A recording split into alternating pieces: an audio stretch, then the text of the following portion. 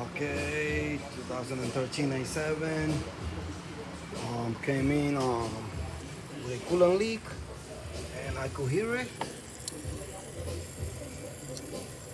And I removed the oil cap and look at the coolant. You need a PCV valve with related parts under the supercharger, 3.0 supercharger. Okay, gotta lift this. It's a 10-hour job. Okay, PCV valve with related parts. Okay, I just make sure the water pump is not leaking in the front and all that. That's that, guys.